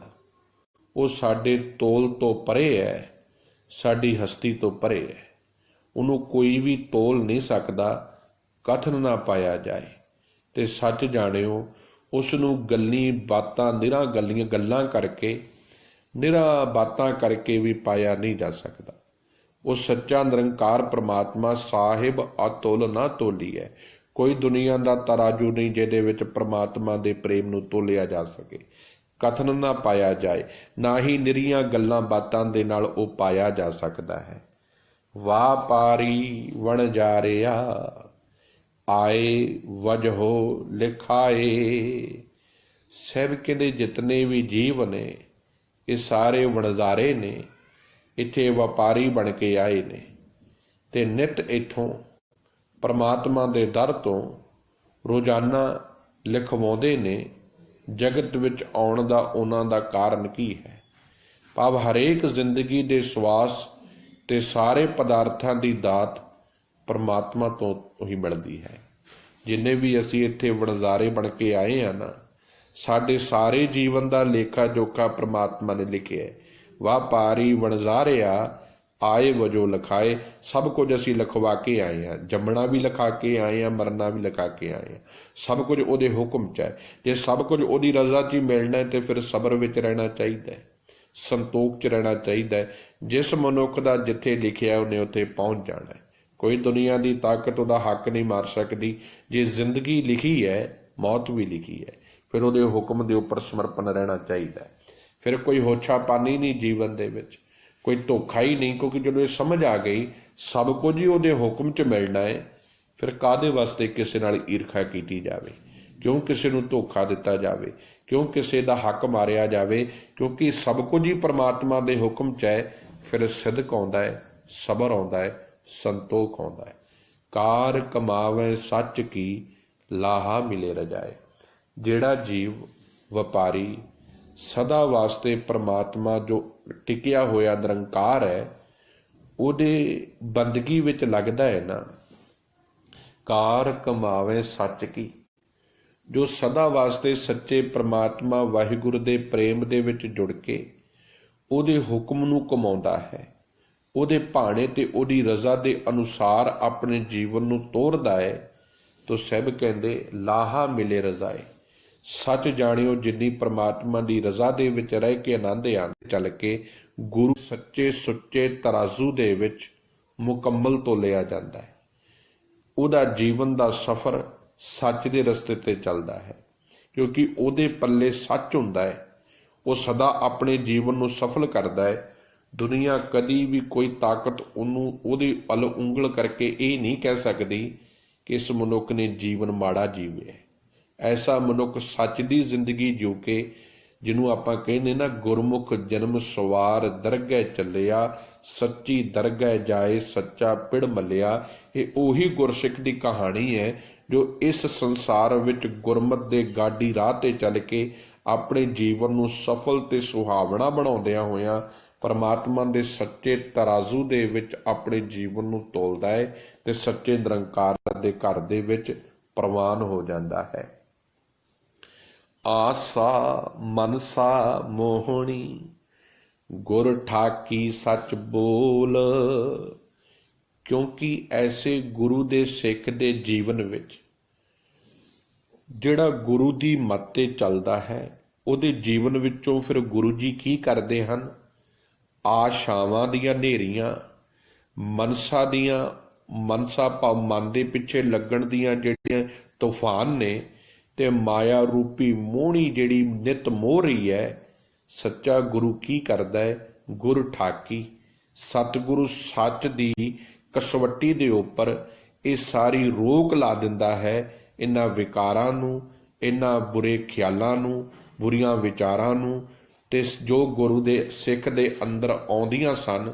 ਸਤਿਗੁਰੂ ਦੀ ਗਿਆਨ, ਗੁਰੂ ਦੀ ਮੱਤ ਇਹਨਾਂ ਵਿਕਾਰਾਂ ਦੀ ਰਸਤੇ ਵਿੱਚ ਰੁਕਾਵਟ ਬਣ ਜਾਂਦੀ ਹੈ। ਸੱਚ ਬੋਲ, ਫਿਰ ਗੁਰਸਿੱਖ ਦੇ ਜੀਵਨ ਦਾ ਜਿਹੜਾ ਬੋਲ ਹੈ ਉਹ ਸੱਚਾ ਤੇ ਸੁੱਚਾ ਬਣ ਜਾਂਦਾ ਹੈ। ਦੁਬਾਰਾ ਪੰਕਤੀ ਦੁਹਰਾ ਦੇਵਾਂ, ਆਸਾ ਮਨਸਾ ਮੋਹਣੀ, ਆਸ਼ਾਵਾਂ ਡਿਜ਼ਾਇਰਸ, ਮਨਸਾ ਮਨ ਦੀਆਂ ਕਾਮਨਾਵਾਂ, ਮੋਹਣੀ ਜੋ ਨਿਤ ਵਿਕਾਰ ਮਨ ਨੂੰ ਮੋਹਦੀਆਂ ਸਨ। ਨਿਤ ਮਨ ਇਹਨਾਂ ਦੇ ਪਿੱਛੇ ਤੁਰਿਆ ਰਹਿੰਦਾ ਸੀ। ਗੁਰ ਠਾਕੀ, ਸੱਚੇ ਗੁਰੂ ਜੀ ਨੇ, ਠਾਕੀ ਦਾ ਅਰਥ ਹੈ ਰੋਕ ਲਾ ਦਿੱਤੀ ਹੈ। ਸੱਚ ਬੋਲ, ਤੇ ਜੀਵਨ ਦਾ ਆਧਾਰ, ਜੀਵਨ ਦਾ ਸੱਚੇ ਪਾਤਸ਼ਾਹ ਜੀ ਨੇ ਆਸਰਾ ਸੱਚਾ ਤੇ ਸੁੱਚਾ ਨਿਰਮਲ ਪਰਮਾਤਮਾ ਦਾ ਬੋਲ, ਪਵਿੱਤਰ ਖਿਆਲ ਬਣਾ ਦਿੱਤੇ ਹਨ। ਆਪ ਤੋਲਾਏ ਤੋਲ ਸੀ, ਪੂਰੇ ਪੂਰਾ ਤੋਲ। ਹੁਣ ਪੂਰੇ ਪ੍ਰਭੂ ਦਾ ਇਹ ਪਿਆਰ ਦਾ ਜਿਹੜਾ ਤੋਲ ਆ ਨਾ, ਜਿਹੜਾ ਮਿਆਰ ਆ ਨਾ, ਹੁਣ ਉਹ ਕਦੇ ਘਟਦਾ ਵੱਧਦਾ ਨਹੀਂ। ਹੁਣ ਇੱਕ ਨਿਰੰਤਰ ਪ੍ਰਮਾਤਮਾ ਦੇ ਸੱਚੇ ਪ੍ਰੇਮ ਦੇ ਵਿੱਚ ਇਹ ਜੀਵਨ ਚੱਲ ਰਿਹਾ ਹੈ। ਉਹੀ ਜੀਵ ਇਸੇ ਤੋਲ ਵਿੱਚ ਫਿਰ ਪੂਰਾ ਤੁਲਦਾ ਹੈ। ਉਹੀ ਮੁਕੰਮਲ ਹੁੰਦਾ ਹੈ ਜੋ ਪ੍ਰਮਾਤਮਾ ਦੇ ਹੁਕਮ ਵਿੱਚ ਚੱਲਦਾ ਹੈ। ਪੂਰਾ ਤੋਲ ਉਹੀ ਇਸ ਪੂਰੇ ਮੁਕੰਮਲ ਤੋਲ ਵਿੱਚ ਮੁਕੰਮਲ ਹੁੰਦਾ ਹੈ ਜੋ ਪ੍ਰਮਾਤਮਾ ਦੀ ਰਜ਼ਾ 'ਚ ਚੱਲਦਾ ਹੈ। ਉਹਦੀਆਂ ਦਾਤਾਂ, ਹੁਕਮ ਰੂਪੀ ਦਾਤਾਂ ਨੂੰ ਜੀਵਨ ਵਿੱਚ ਧਾਰਨ ਕਰਦਾ ਹੈ ਤੇ ਆਪਣੇ ਜੀਵਨ ਨੂੰ ਸਿਮਰਨ ਦੀ ਬਰਕਤ ਨਾਲ ਉੱਚਾ ਤੇ ਸੁੱਚਾ ਬਣਾ ਲੈਂਦਾ ਹੈ। ਉਹਦੇ ਜੀਵਨ ਵਿੱਚ ਨਿਰਮਲਤਾ ਹੀ ਆ ਜਾਂਦੀ ਹੈ। ਵਿਕਾਰਾਂ ਦੀ ਦਲਦਲ ਵਿੱਚ ਜਿਹੜਾ ਮਨੁੱਖ ਜਿਉਂਦਾ ਹੈ ਉਹਦਾ ਮਨ ਹੋਛਾ ਹੋਵੇਗਾ। ਜਿਤਨੀ ਅੱਜ ਕਨਫਿਊਜ਼ਨ ਆ ਨਾ, ਭਾਵੇਂ ਜਥੇਦਾਰਾਂ ਵੱਲੋਂ ਪਾਈ ਗਈ ਹੈ, ਜੋ ਕੁਝ ਇਹ ਮਨ ਘੜਤ ਖਿਆਲ ਪਾਏ ਗਏ ਨੇ, ਇਹ ਉਹ ਲੋਕ ਨੇ ਜਿਨ੍ਹਾਂ ਦੇ ਮਨ ਕਪਟੀ ਨੇ। ਸੱਚ ਜਾਣਿਓ, ਪਹਿਰਾਵੇ ਉਹਨਾਂ ਨੇ ਜਥੇਦਾਰਾਂ ਵਾਲੇ ਪਾਏ ਨੇ, ਅੰਦਰ ਮਨ ਕਪਟੀ ਆ। ਇਹ ਮਨ ਕਪਟ ਦੀ ਨਿਸ਼ਾਨੀ ਹੈ ਕਿ ਅੱਜ ਸੱਚ ਬੋਲਣ ਵਾਲਾ ਪ੍ਰਚਾਰਕ, ਸੱਚ ਕਹਿਣਾ ਉਹਦੇ ਵਾਸਤੇ ਔਖਾ ਹੋ ਗਿਆ ਹੈ।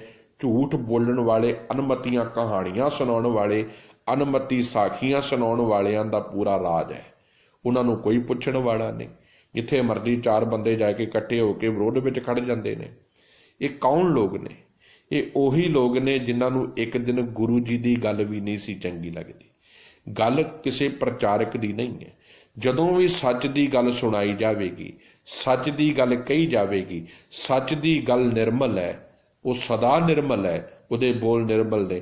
ਹੁਣ ਜਿਨ੍ਹਾਂ ਦੇ ਮਨ ਝੂਠੇ ਬੇਈਮਾਨ ਨੇ, ਜਿਨ੍ਹਾਂ ਨੇ ਭੇਖ ਬਣਾਇਆ, ਉਹਨਾਂ ਨੂੰ ਸੱਚ ਦੀ ਗੱਲ ਥੋੜ੍ਹੀ ਚੰਗੀ ਲੱਗੇਗੀ। ਐਸੇ ਮਨੁੱਖ ਹਮੇਸ਼ਾ ਹੀ ਆਪ ਵੀ ਵਿਕਾਰਾਂ ਦੀ ਦਲਦਲ ਵਿੱਚ ਜਿਉਂਦੇ ਨੇ, ਦੂਜਿਆਂ ਨੂੰ ਵੀ ਖਿੱਚਣ ਦੀ ਕੋਸ਼ਿਸ਼ ਕਰਦੇ ਨੇ। ਪਰ ਗੁਰੂ ਦੀ ਮੱਤ 'ਤੇ ਚੱਲਣ ਵਾਲੇ ਜਿਹੜੇ ਗੁਰੂ ਦੇ ਸਿੱਖ ਨੇ ਨਾ, ਉਹਨਾਂ ਦਾ ਨਿਸ਼ਾਨਾ ਦੁਨਿਆਵੀ ਤਰਾਜੂ ਵਿੱਚ ਤੋਲਣ ਦਾ ਨਹੀਂ ਹੈ। ਉਹਨਾਂ ਦਾ ਨਿਸ਼ਾਨਾ ਪ੍ਰਮਾਤਮਾ ਦੇ ਸੱਚ ਦੇ ਤਰਾਜੂ ਵਿੱਚ ਤੋਲਣ ਦਾ ਹੈ। ਬੇਸ਼ੱਕ ਦੁਨਿਆਵੀ ਪਦਾਰਥ ਨਾ ਹੋਣ, ਪਰ ਸੱਚ ਤੇ ਕੋਲ ਹੋਵੇਗਾ। ਸੱਚ ਦੀ ਜ਼ਿੰਦਗੀ ਜਿਉ ਕੇ ਜੀਣ ਵਾਲਿਆਂ ਨੂੰ ਹੀ ਸਤਿਗੁਰੂ ਜੀ ਮਰਦ ਅਗੰਬੜੇ ਕਹਿੰਦੇ ਹਨ, ਮਰਜੀਵੜੇ ਕਹਿੰਦੇ ਹਨ। ਜਿਹੜੇ ਵਿਕ ਗਏ, ਵਿਕਾਊ ਹੋ ਗਏ, ਜਿਹੜੇ ਚੰਦ ਕੁ ਪੈਸਿਆਂ ਦੇ ਵਿੱਚ ਖਰੀਦੇ ਗਏ, ਭਾਵੇਂ ਉਹਨਾਂ ਕੋਲ ਕਿੰਨਾ ਵੱਡਾ ਗਿਆਨ ਹੋਵੇ, ਭਾਵੇਂ ਕਿੰਨੀਆਂ ਸੋਹਣੀਆਂ ਕਹਾਣੀਆਂ ਕਥਾ ਦੀਆਂ ਪਾਉਂਦੇ ਹੋਣ, ਪਰ ਜਿਨ੍ਹਾਂ ਦੇ ਮਨ ਹੀ ਵਿਕੇ ਪਏ ਨੇ, ਉਹਨਾਂ ਦਾ ਗਿਆਨ ਕਿਸ ਕੰਮ ਦਾ? ਸਤਿਗੁਰੂ ਕਹਿੰਦੇ ਗਿਆਨ ਉਹ ਹੈ ਜੋ ਤੁਹਾਡੀ ਜ਼ਿੰਦਗੀ ਨੂੰ ਬਦਲ ਦੇਵੇ। ਗਿਆਨ ਉਹ ਹੈ ਜੋ ਲੋਕਾਂ ਨੂੰ ਸੱਚ ਦੇ ਰਸਤੇ 'ਤੇ ਤੋਰ ਦੇਵੇ। ਤੇ ਸੱਚ ਜਾਣਿਓ, ਗਿਆਨ ਜਦੋਂ ਸੱਚ ਦੀ ਪ੍ਰਕਿਰਿਆ ਦੇ ਵਿੱਚੋਂ ਚੱਲੇਗਾ, ਪ੍ਰਮਾਤਮਾ ਦੇ ਸਿਧਾਂਤ ਉੱਤੇ ਚੱਲੇਗਾ, ਤੇ ਝੂਠ ਦੀ ਜਿਹੜੀ ਕੁੱਪ ਅੰਧੇਰੀ ਰਾਤ ਆ ਨਾ, ਉਹ ਖਤਮ ਹੋਣੀ ਹੈ। ਤੇ ਜਿਨ੍ਹਾਂ ਨੇ ਸਦੀਆਂ ਤੋਂ ਇਹ ਝੂਠ ਕੁੱਪ ਅੰਧੇਰੀ ਰਾਤ ਅਨਮਤੀ ਗ੍ਰੰਥਾਂ ਨਾਲ ਪਾ ਕੇ ਰੱਖੀ ਹੈ, ਹੁਣ ਓੜਕ ਸੱਚ ਰਹੀ ਜਦੋਂ ਸਤਿਗੁਰ ਦੀ ਬਾਣੀ ਤੇ ਗੁਰੂ ਦੀ ਗਿਆਨ ਦੀ ਵਿਚਾਰ ਜਦੋਂ ਚੱਲਦੀ ਹੈ। ਜਿਵੇਂ ਭਾਈ ਗੁਰਦਾਸ ਜੀ ਕਹਿੰਦੇ ਨਾ, ਸਿੰਘ ਬੁੱਕੇ ਮਿਰਗਾਵਲੀ ਭੰਨੀ ਜਾਏ ਧੀਰ ਧਰੋਆ ਵਾਲੀ ਗੱਲ ਹੈ। ਅੱਜ ਵੀ ਬਾਬੇ ਨਾਨਕ ਦਾ ਉਹ ਸਿਧਾਂਤ, ਉਹ ਗੁਰੂ ਜੀ ਦਾ ਬਾਣੀ ਦਾ ਵਿਚਾਰ ਇੰਨੀ ਨਿਰਮਲ ਹੈ, ਜੇ ਇਮਾਨਦਾਰੀ ਦੇ ਨਾਲ ਪ੍ਰਚਾਰਕ ਉਹ ਸੱਚ ਦੀ ਗੱਲ ਸੁਣਾਉਣ ਲੱਗ ਪਵੇ, ਅੱਜ ਵੀ ਉਵੇਂ ਹੀ ਹੈ।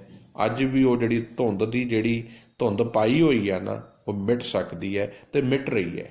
ਇਹ ਤਾਂ ਹੀ ਮਿਟ ਰਹੀ ਹੈ ਕਿਉਂਕਿ ਸੰਗਤ ਸੁਚੇਤ ਹੋ ਰਹੀ ਹੈ। ਆਓ ਰਲ ਮਿਲ ਕੇ ਇਸ ਹੋਰ ਇਸ ਗੱਲ ਨੂੰ ਅੱਗੇ ਤੋਰੀਏ। ਇਸੇ ਕਰਕੇ ਸਾਹਿਬ ਅੱਜ ਦੇ ਬਚਨਾਂ 'ਚ ਕਹਿ ਰਿਹਾ, ਕਹਿੰਦੇ ਜਿਹੜਾ ਪ੍ਰਮਾਤਮਾ ਦਾ ਗਿਆਨ ਆ ਨਾ, ਉਹ ਤੋਲਿਆ ਨਹੀਂ ਜਾ ਸਕਦਾ, ਤੇ ਜਿਹੜਾ ਸੱਚ ਦੇ ਰਸਤੇ ਤੇ ਚੱਲ ਪਿਆ ਉਹ ਸੱਚ ਦੇ ਤਰਾਜ਼ੂ ਵਿੱਚ ਤੁਲੇਗਾ, ਝੂਠ ਦੇ ਤਰਾਜ਼ੂ 'ਚ ਨਹੀਂ। ਇਤਿਹਾਸ ਬੜਾ ਬੇਮਿਸਾਲ ਜੇ। ਇਤਿਹਾਸ ਉਹ ਸਮਾਂ ਹੈ ਜਦੋਂ ਇਤਿਹਾਸ ਚੱਲਦਾ ਵਾ ਨਾ, ਇਹ ਉਹ ਸਾਗਰ ਆ ਜਿਹਦੇ ਵਿੱਚ ਮੁਰਦੇ ਨਹੀਂ ਰਹਿੰਦੇ। ਆਉਣ ਵਾਲੇ ਇਤਿਹਾਸ ਦੇ ਪੰਨਿਆਂ ਨੂੰ ਜਦੋਂ ਤੁਸੀਂ ਵਾਚੋਗੇ ਨਾ, ਜਿਹੜੇ ਅੱਜ ਦੇ ਪ੍ਰਚਾਰਕਾਂ ਨੇ ਚੰਦ ਕੁ ਰੁਪਈਆਂ ਦੇ ਵਾਸਤੇ ਆਪਣਾ ਦੀਨ ਗਵਾਇਆ ਹੈ, ਗੁਰੂ ਸਿਧਾਂਤ ਨੂੰ ਵੇਚਿਆ ਹੈ, ਆਉਣ ਵਾਲੇ ਸਮੇਂ ਦੇ ਵਿੱਚ ਇਹ ਸਾਗਰ ਦੇ ਵਿੱਚੋਂ ਨਤੇਰੇ ਜਾਣਗੇ। ਸਮਝ ਆ ਜਾਵੇਗੀ ਕਿਹੜਾ ਸੱਚ ਦਾ ਪੁਜਾਰੀ ਹੈ ਤੇ ਕਿਹੜਾ ਝੂਠ ਦੇ ਨਾਲ ਖਲੋਤਾ ਹੈ। ਜ਼ਿਆਦਾ ਦੂਰ ਜਾਣ ਦੀ ਲੋੜ ਨਹੀਂ, ਇਹ ਗੱਲ ਹੁਣੇ ਪ੍ਰਤੱਖ ਹੋ ਜਾਵੇਗੀ। ਆਪ ਤੋਲਾਏ ਤੋਲ ਸੀ ਪੂਰੇ ਪੂਰਾ ਤੋਲ। ਸੱਚ ਦੇ ਤਰਾਜ਼ੂ ਦੇ ਵਿੱਚ ਸਤਿਆਰ ਤੋਲਦੇ ਨੇ, ਉਹ ਸਦਾ ਸੱਚੇ ਰਹਿੰਦੇ ਹਨ, ਕਿਉਂਕਿ ਪਰਮਾਤਮਾ ਦਾ ਤੋਲ ਮੁਕੰਮਲ ਹੈ, ਪੂਰਨ ਹੈ। ਕਥਨੇ ਕਹਿਣ ਨਾ ਛੁੱਟੀਐ, ਨਾ ਪੜ ਪੁਸਤਕ ਭਾਰ। ਕਮਾਲ ਦੇ ਬਚਨ ਨੇ। ਆਖਰੀ ਬੰਦ ਹੈ ਪਾਵਨ ਸ਼ਬਦ ਦਾ। ਜਿਵੇਂ ਕਹਿੰਦੇ ਨਾ ਠੋਕਵਾਂ ਮੁਕਾਬਲਾ ਆਉਣਾ, ਸਾਹਿਬ ਗੁਰੂ ਨਾਨਕ ਸਾਹਿਬ ਜੀ ਬਿਲਕੁਲ ਇੱਕ ਠੋਕਵਾਂ ਮੁਕਾਬਲਾ ਰਹੇ ਨੇ ਲਾਸਟ ਬੰਦ ਵਿੱਚ। ਕਥਨੇ ਕਹਿਣ ਨਾ ਛੁੱਟੀ ਹੈ। ਕਥਨੇ ਦਾ ਅਰਥ ਹੈ ਨਿਰੀਆਂ ਗੱਲਾਂ ਬਾਤਾਂ ਕਰਕੇ। ਨਾ ਪੜ ਪੁਸਤਕ ਭਾਰ, ਨਾ ਪੁਸਤਕਾਂ ਦੇ ਢੇਰਾਂ ਦੇ ਢੇਰ ਪੜ੍ਹਨ ਦੇ ਨਾਲ ਆਸਾ ਮਨਸਾ ਤੋਂ ਬਚ ਸਕੀਦਾ ਹੈ। ਸਭ ਕਹਿੰਦੇ ਨਿਰੀਆਂ ਗੱਲਾਂ, ਕਹਾਣੀਆਂ, ਕਥਾਵਾਂ ਸੁਣਾ ਕੇ, ਪੁਸਤਕਾਂ ਦਾ ਗਿਆਨ ਸੁਣਾ ਕੇ, ਵੱਡੇ ਵੱਡੇ ਢੇਰਾਂ ਦੇ ਢੇਰ ਪੁਸਤਕਾਂ ਦੇ ਪਾਠ ਕਰਕੇ ਸੱਚ ਨਹੀਂ ਜੇ ਮਿਲ ਸਕਦਾ। ਇਹਨਾਂ ਵਿਕਾਰਾਂ ਤੋਂ ਬਚਿਆ ਨਹੀਂ ਜੇ ਜਾ ਸਕਦਾ ਜਦ ਤੱਕ ਕਾਇਆ ਸੋਚ ਨਾ ਪਾਈ ਹੈ ਬਿਨ ਹਰ ਭਗਤ ਪਿਆਰ। ਕਾਇਆ ਦਾ ਅਰਥ ਹੈ ਸਰੀਰ, ਸੋਚ ਦਾ ਅਰਥ ਹੈ ਨਿਰਮਲ। ਨਾ ਪਾਈਏ ਨਹੀਂ ਹੁੰਦੀ। ਸਾਹਿਬ ਜੀ ਬੜਾ ਕਲੀਅਰ ਸ਼ਬਦ ਕਹਿ ਰਹੇ, ਕਹਿੰਦੇ ਕਥਨੇ ਕਹਿਣ ਨਾ ਛੁੱਟੀ ਹੈ, ਨਾ ਪੜ ਪੁਸਤਕ ਪਾਰ। ਕੇਵਲ ਨਿਰੀਆਂ ਗੱਲਾਂ ਬਾਤਾਂ, ਵਿਦਵਾਨ ਦੀਆਂ ਕਹਾਣੀਆਂ, ਕਥਾ ਕਹਾਣੀਆਂ ਪੇਸ਼ ਕਰਕੇ ਨਹੀਂ ਗੱਲ ਚੱਲਣੀ। ਭਾਵੇਂ ਢੇਰਾਂ ਦੇ ਢੇਰ ਪੁਸਤਕਾਂ ਪੜ੍ਹ ਲਈਆਂ ਹੋਣ, ਭਾਵੇਂ ਜਿੰਨੀਆਂ ਮਰਜ਼ੀ ਮਨੁੱਖ ਆਪਣੇ ਦਿਮਾਗ ਦੀਆਂ ਗੱਲਾਂ ਦੇ ਨਾਲ ਆਪਣੇ ਆਪ ਨੂੰ ਵਿਦਵਾਨ ਹੋਣ ਦਾ ਸਾਬਤ ਕਰੇ, ਕਾਇਆ ਸੋਚ ਨਾ ਪਾਈ ਹੈ ਬਿਨ ਹਰ ਭਗਤ ਪਿਆਰ। ਜੇ ਹਿਰਦੇ ਵਿੱਚ ਪ੍ਰਮਾਤਮਾ ਦੇ ਪ੍ਰਥਾਏ ਭਗਤੀ ਨਹੀਂ, ਜੇ ਪ੍ਰਮਾਤਮਾ ਦੇ ਨਾਲ ਸੱਚਾ ਪ੍ਰੇਮ ਨਹੀਂ, ਤਾਂ ਨਿਰੇ ਸਰੀਰ ਦੀ ਪਵਿੱਤਰਤਾ ਦੇ ਨਾਲ ਸਭ ਕਹਿੰਦੇ ਪ੍ਰਮਾਤਮਾ ਨਹੀਂ ਮਿਲ ਸਕਦਾ। ਨਾਨਕ ਨਾਮ ਨਾ ਵਿਸਰੈ ਮੇਲੇ ਗੁਰੂ ਕਰਤਾਰ। ਹੈ ਨਾਨਕ, ਜਿਸ ਨੂੰ ਗੁਰੂ ਦੀ ਸ਼ਰਨ ਵਿੱਚ ਪੈ ਕੇ ਪ੍ਰਮਾਤਮਾ ਦੇ ਹੁਕਮ ਦੀ ਸਮਝ ਆ ਜਾਂਦੀ ਹੈ, ਉਹ ਫਿਰ ਸਦਾ ਉਹਦੀ ਰਜ਼ਾ ਤੇ ਉਹਦੇ ਭਾਣੇ ਵਿੱਚ ਚੱਲਦਾ ਹੈ। ਉਹਨੂੰ ਫਿਰ ਕਦੀ ਵੀ ਪ੍ਰਮਾਤਮਾ ਦਾ ਹੁਕਮ ਨਹੀਂ ਭੁੱਲਦਾ, ਤੇ ਉਹ ਪ੍ਰਮਾਤਮਾ ਦੇ ਮੇਲ ਵਿੱਚ ਐਸਾ ਫਿਰ ਸਿੱਖ ਮਿਲ ਜਾਂਦਾ ਹੈ। ਪ੍ਰਮਾਤਮਾ ਦੇ ਨਾਲ ਉਹ ਸਾਂਝ ਬਣਾ ਲੈਂਦਾ ਹੈ ਉਹਦੇ ਵਿੱਚ, ਤੇ ਪ੍ਰਮਾਤਮਾ ਦੇ ਵਿੱਚ ਫਿਰ ਕੋਈ ਭੇਦ ਨਹੀਂ ਰਹਿੰਦਾ। ਹਰ ਜਨ ਐਸਾ ਚਾਹੀਏ ਜੈਸਾ ਹਰ ਹੀ ਹੋਏ। ਸੋ ਅੱਜ ਦੇ ਸ਼ਬਦ ਦੇ ਰਾਹੀਂ ਗੁਰੂ ਨਾਨਕ ਸਾਹਿਬ ਜੀ ਨੇ ਬੜੀ ਡਿਟੇਲ ਦੇ ਨਾਲ ਸਾਨੂੰ ਇਹ ਗੱਲ ਸਮਝਾਉਣ ਦੀ ਕੋਸ਼ਿਸ਼ ਕੀਤੀ ਹੈ ਕਿ ਇਸ ਜੀਵਨ ਨੂੰ ਪ੍ਰਮਾਤਮਾ ਦੇ ਹੁਕਮ ਦੇ ਵਿੱਚ, ਰਜ਼ਾ ਵਿੱਚ ਤੋਰੀਏ, ਕਿਉਂਕਿ ਜਿਹੜਾ ਪ੍ਰਮਾਤਮਾ ਦੇ ਪ੍ਰੇਮ ਚੋਂ ਮਿਲਣ ਵਾਲਾ ਸੁੱਖ ਆ ਨਾ, ਉਹ ਸਦੀਵੀ ਹੈ, ਉਹ ਕਦੀ ਨਹੀਂ ਵਿਛੜਨਾ। ਉਸ ਸੁੱਖ ਨੂੰ ਕਿਸੇ ਨੇ ਲੁੱਟ ਕੇ ਨਹੀਂ ਲੈ ਕੇ ਜਾਣਾ। ਉਹ ਸੱਚਾ ਸੁੱਖ ਹੈ, ਪਿਆਰਾ ਸੁੱਖ ਹੈ। ਆਓ ਸੱਚ ਦੇ ਨਾਲ ਖਲੋਈਏ, ਸੱਚ ਦੀ ਬਾਤ ਕਰੀਏ, ਸੱਚ ਤੇ ਸਿਧਾਂਤ ਉੱਤੇ ਪਹਿਰਾ ਦਈਏ, ਜੋ ਇੱਕ ਪ੍ਰਚਾਰਕ ਦਾ ਫਰਜ਼ ਹੈ, ਇੱਕ ਸੰਗਤ ਦਾ ਫਰਜ਼ ਹੈ। ਆਓ ਰਲ ਮਿਲ ਕੇ ਗੁਰਬਾਣੀ ਨੂੰ ਆਪ ਵਿਚਾਰੀਏ ਤੇ ਵੱਧ ਤੋਂ ਵੱਧ ਪ੍ਰਚਾਰ ਕਰੀਏ। ਆਪਾਂ ਸਾਰੇ ਹੀ ਪ੍ਰਚਾਰਕ ਹਾਂ ਜਿਨ੍ਹਾਂ ਨੂੰ ਸੱਚ ਦੀ ਗੱਲ ਸਮਝ ਆ ਗਈ ਹੈ। ਸੋ ਅੱਜ ਦੇ ਪਾਵਨ ਸ਼ਬਦ ਸ਼੍ਰੀ ਰਾਗ ਦੇ ਅਸ਼ਟਪਦੀ ਦੇ ਸ਼ਬਦ 9 ਨੰਬਰ ਸ਼ਬਦ ਗੁਰੂ ਨਾਨਕ ਸਾਹਿਬ ਦੀ ਵਿਚਾਰ ਆਪ ਜੀ ਕੇ ਸਨਮੁਖ ਰੱਖੀ ਹੈ। ਰੋਜ਼ਾਨਾ ਹੀ ਗਲੋਬਲ ਗੁਰਬਾਣੀ ਵਿਚਾਰ WhatsApp ਗਰੁੱਪ ਦੇ ਰਾਹੀਂ, Facebook ਲਾਈਵ ਆਡੀਓ ਦੇ ਰਾਹੀਂ ਇਹ ਸੇਵਾਵਾਂ ਲੈ ਕੇ ਆਪ ਜੀ ਕੇ ਸਨਮੁਖ ਹਾਜ਼ਰ ਹੁੰਦੇ ਹਾਂ। ਹੱਥ ਜੋੜ ਕੇ ਮਾफ़ी ਚਾਹੁੰਦਾ, ਕੱਲ੍ਹ ਦਾ ਦਿਨ ਮੈਂ ਥੋੜ੍ਹਾ ਜਿਹਾ ਬਾਹਰ ਜਾਣਾ ਹੈ, ਵਿਜ਼ਿਟ ਕਰਨਾ ਹੈ, ਸੋ ਇਸ ਕਰਕੇ ਮੈਂ ਕੱਲ੍ਹ ਸੇਵਾ ਸ਼ਾਇਦ ਨਾ ਕਰ ਪਾਵਾਂ। ਸੋ ਮੇਰੀ ਇਸ ਬੇਨਤੀ ਨੂੰ ਸਵੀਕਾਰ ਕਰਨਾ ਜੀ। ਵਾਹਿਗੁਰੂ ਜੀ ਕਾ ਖਾਲਸਾ, ਵਾਹਿਗੁਰੂ ਜੀ।